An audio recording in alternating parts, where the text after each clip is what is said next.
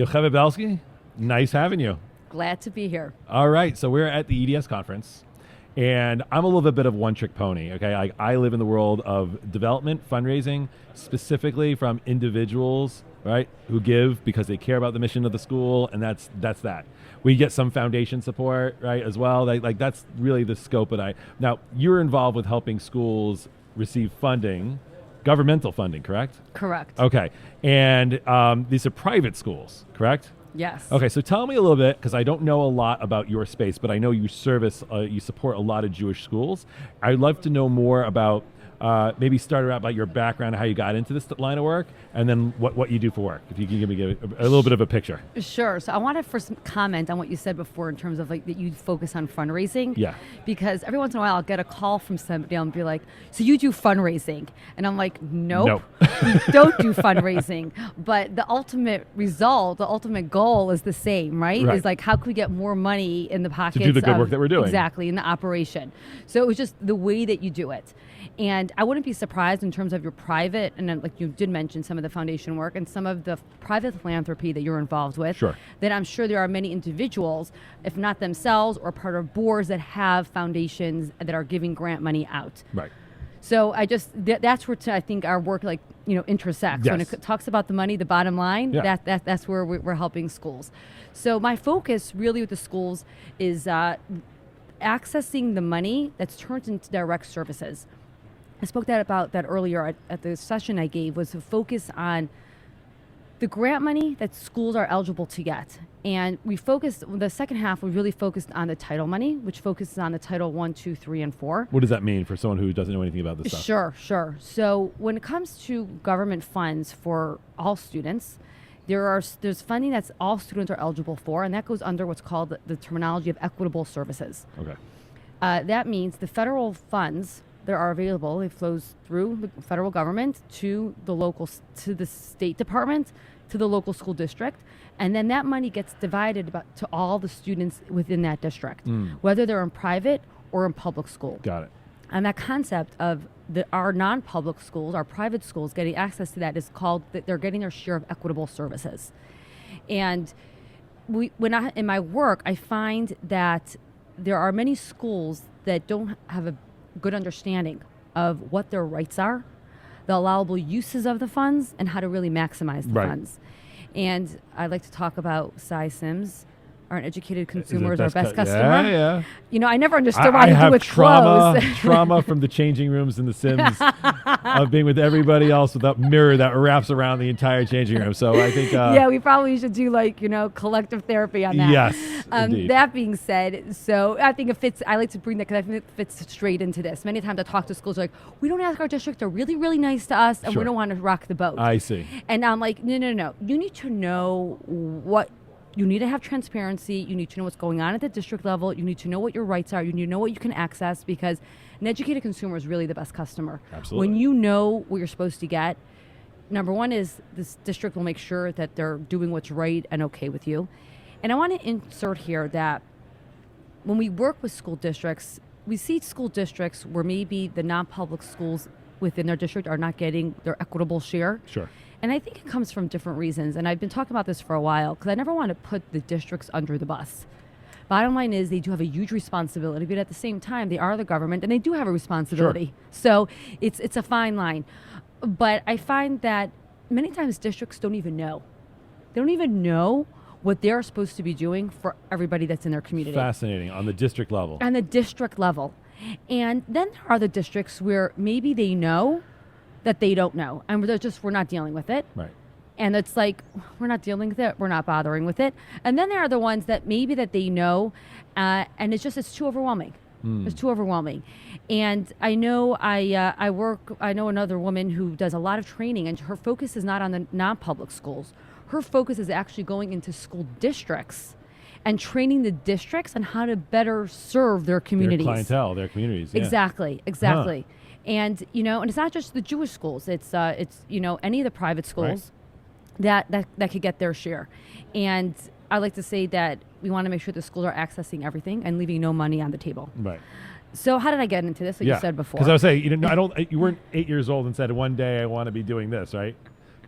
Maybe I was 8. I mean, you'd be a weird 8-year-old, but okay. Exactly. I'm assuming that you exactly. kind of fell into this in another way. So share. So I was a superintendent of a public charter school. Oh. So I was a government employee. I was a public school for all intents and purposes.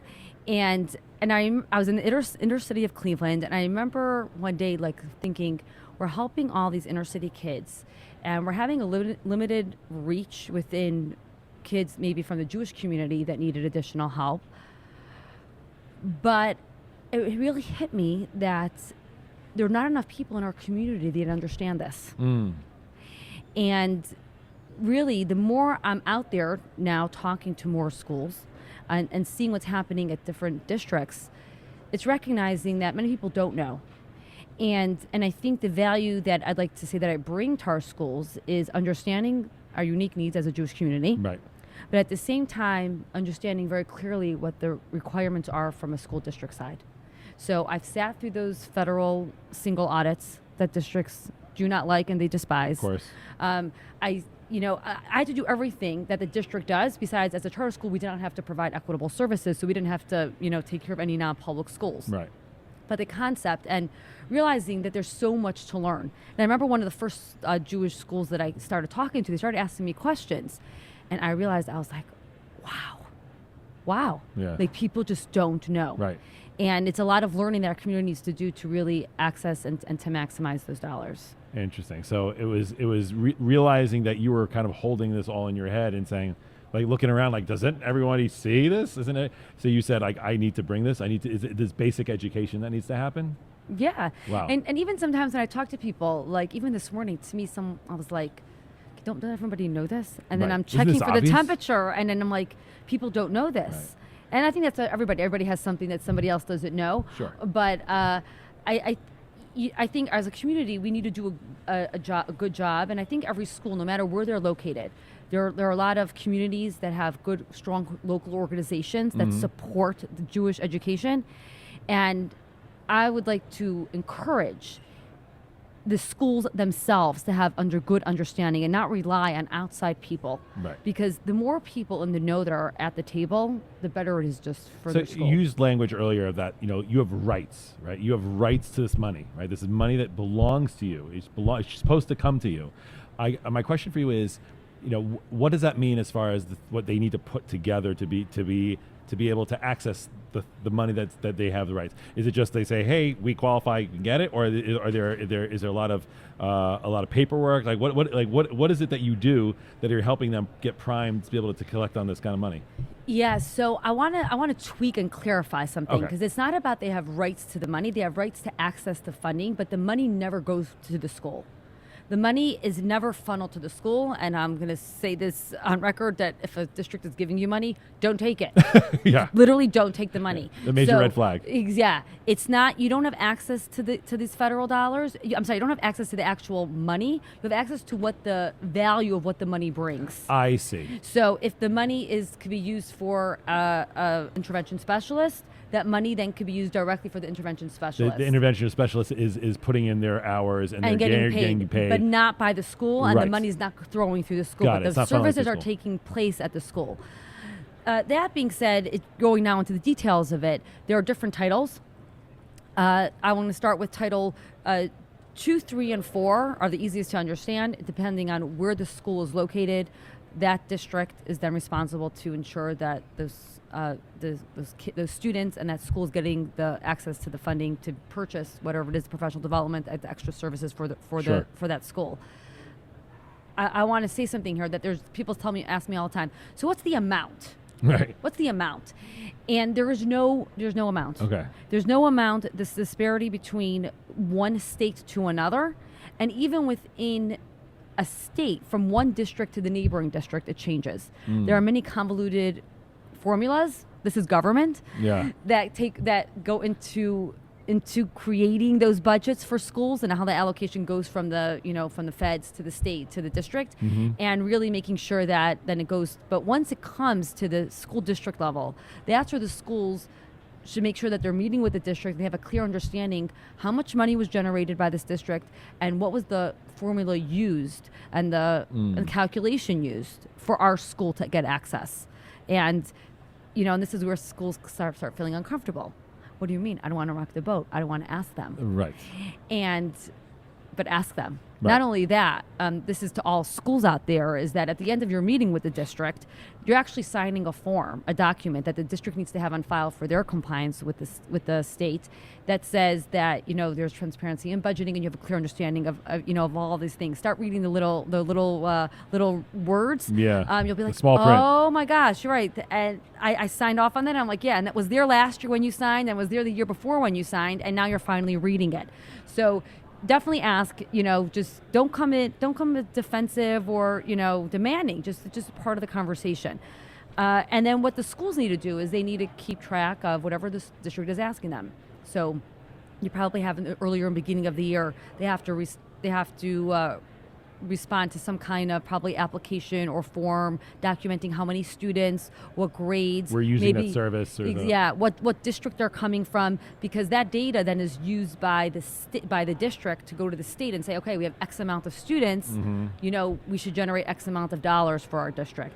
So, you have to comply. It's not like, we're knocking on the door. Okay, here you go. You have access to X dollars to do, for your intervention. Whenever you're taking money from the or, government, you are playing by their rules, and they have certain expectations they want to see from you. And, exactly. And I'm sure there are horror stories of people who don't do things properly, and then like in any whether you're in nursing homes and you're taking Medicaid or anything else, if you don't comply, that could be very problematic, I would imagine. Yeah, and I think from the school level, if the schools stay in their lane and they just don't respond, they're just going to lose out. Right. They're going to lose out. They're not going to have access to Is there a those fear dollars. of taking government money, of saying like, now there's a level of accountability, and what happens if they think that we're, misappropriating how we're using the funds? Like, is there a fear of government in that perspective, and therefore, like, they don't want to touch it? So it happens to be, I've seen in the last probably 6-7 years a trend in the Jewish community where there were some schools that didn't want to touch the money. Maybe it wasn't such a big pot of money, and they're like, it's not worth our hassle. Right. We don't want it. And the more they understand on how easy it is for them to access it, sure, then they're like, maybe we should. Right. Maybe we should. Missed opportunity. So I've seen a lot of that conversation changed in different demographics of schools. We're like, okay, yeah, we'll access that money. So a lot of this is education. I guess my question is, like, how do you get in front of folks, right? You're sitting in your office, and there's so many schools that could be benefiting from the work that you're doing. How do they find you, right? Like, how do they know? Because they don't know what they don't know what they don't know. Yeah. And you're talking about a product that literally they don't know exists, or they think is not for them, whatever it is, and you're trying to say, no, this is for you. How do they encounter you? Is it through word of mouth, something like, we have it, so a school says we're using Yocheved Belsky, and it's really translated into wonderful programs and services, you should use, like, how do they find you if they don't know that they should be tapping into this? It's a good question, because I will say most schools, they won't tell you that they're not tapping into it. They tell you that they will. And those are really the hardest schools and organizations to work with, because they think that they're getting everything that they can. They think that they're educated. They think they have it all under control. And really, it's not. Right. Really, someone's true. Pulling the wool over their eyes, and right. It's not. Well, I would say that's with any, we always say, are you coachable? Because when we're in our business, we're saying, okay, are you coachable means, when they give us money, there's two types of people who kind of cross their arms and go, what are you going to do for us? Right. And then there's people who are like, what can we do better? How can we better? So if you see a school and they're like, no, we've got it. I'm like, oh, hold on a second. Don't assume you've got it. You should be inquisitive. You say, do we have it? Are we getting what we should be getting? Right? But some people are just kind of locked in and say that, and then you're right. Those people come very exceedingly difficult to deal with, and you might say, all right, I'm not going to spend my time there, because it's the get them up to a point of hearing is a tremendous amount of work in and of itself. Let me focus on the folks who are more receptive. I would imagine is that similar for you? Yeah, so I'll tell you just a little background. So my parent company is ClearSquare Group. We were doing ClearSquare Group. Got it. And you can find us at ClearSquareGroup.com. Yes. And we were doing consulting for schools and working with businesses in education. And we were taking, and I had people work with me that were from the public and private side, and we were taking what we do in education to help everybody, maximize whatever they were dealing with. And when COVID money hit, I started doing trainings on the CARES Act money, on EDS money, and it was interesting. I remember one training that I did, I had like 100 Catholic schools on there, and just 100 Catholic schools on it, and just a sprinkling of our Jewish schools. Yeah. But to your point, there were schools that were concerned about accessing money, and I started getting calls. Are we accessing the right amount of money? Can you make sure that we're maximizing the allowable uses of the money? And that's really how M-Squared Learning was born. Yeah. M-Squared Learning is my company now, where we're basically, in New York language, we're an agency, but we're doing some consulting in New York. We're not an agency in New York City, but we're actually providing service inside schools on behalf of school districts. So I see. what I said before, where we, the money does not go to a school. Right. So there's two ways that it could happen that the school could get their services. Either they work with a third party, like us, M-Squared Learning. You can find us on msquaredlearning.com. And that is where we talk about the compliance. We take that whole headache of compliance off the district and off the school. You know how it works. We deal with it, and that's it. We deal with all the reporting, all the requirements, and all the compliance. Or, which is not the best scenario for our Jewish schools, is where the school district says, okay, we are going to provide for you a teacher to provide for these services. And that scenario is very often the teachers don't get paid on time. They pay them in different structures, in different structure than you would want them to be paid. Sure. And if they're sending teachers and staff from the school district, you're dealing with unionized teachers. I see. Sometimes I've come across, this was actually in a Catholic school, where we weren't getting any teachers till like 3 o'clock in the afternoon. And they're like, we want to have Title I services earlier in the morning. Sure.